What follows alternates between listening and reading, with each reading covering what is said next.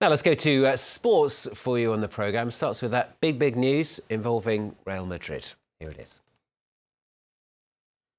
With a 4-1 victory over current Champions League holders Real Madrid at the Bernabeu to book their place in the quarter-finals of the competition.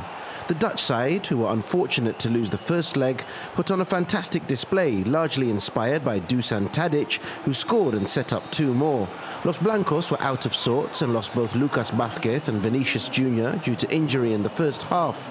Ajax capped off an incredible night of football to win 5-3 on aggregate. It's really difficult today. Many things have happened. It's been a game full of incidents and long. The appreciations are up to you guys. It's really difficult to get into details in a moment like this, but a lot has happened. Forced chances during the first half, balls off the post, their goals, the VAR.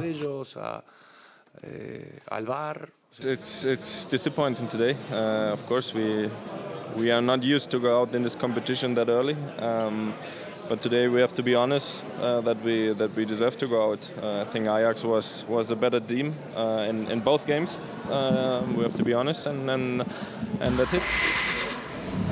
Elsewhere, a solitary goal from Harry Kane and Tottenham Hotspur the win over Borussia Dortmund in Germany. Hugo Lloris made some vital saves for Spurs in the first half as the Germans looked to claw their way back into a tie in which they already trailed by 3 goals after the first leg. It was Tottenham that struck just after the break when Moussa Sissoko played in Harry Kane and the England captain curled the ball into the back of the net. To the joy of Mauricio Pochettino, Spurs are into the quarter-finals. I think we fully deserve. We scored 4 goals. We didn't concede. Again, a team that is in the top on the Bundesliga is a very good team, a great team with great player. And I think it's difficult to analyze. I think it's not a game. This type of competition, sometimes you cannot analyze. You need to come, do your job, be professional, and sink it now in the quarter-finals. Paris Saint-Germain will look to reach the quarter-finals of the Champions League for the first time in 3 years when they host Manchester United at the Parc des Princes on Wednesday.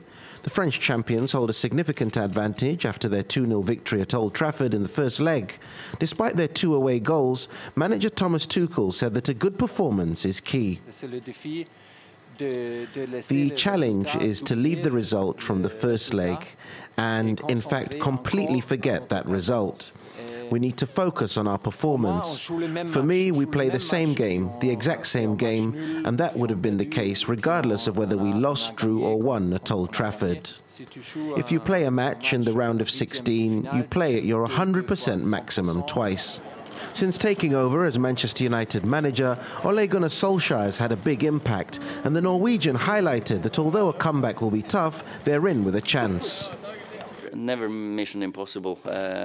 Of course, more difficult, but as I said here earlier, we've got to get the first goal, then anything can happen. Football is yes, it's a technical and tactical game, but it's also a mental game. If we get the first one, we'll be believing even more so, and they might start doubting themselves.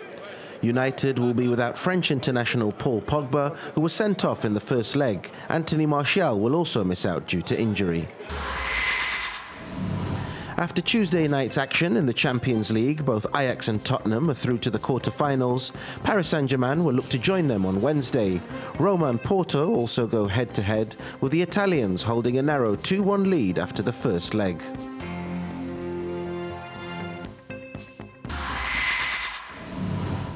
Rui Pinto, accused of hacking and part of the Football Leaks whistleblower website, has been extradited to Portugal by a court in Budapest. Pinto is wanted in his native Portugal for attempted extortion, as well as other crimes related to the release of private information. The decision by the Budapest Metropolitan Court has been appealed by Pinto's lawyers. Cycling, and Florian Sénéchal raced to victory at Les Samines in Belgium on Tuesday. A group of favourites formed with 24 kilometres to go, including Aim de Gent and Pieter Serry. But heading into the cobblestone section, it was Dutchman Lars Boom that launched an attack, followed by Nicky Terpstra and Sénéchal. No gaps were opened as 10 men remained at the head of the race. Once again, it was Lars Boom that attacked and then led out the final sprint, followed by Terpstra and Sénéchal.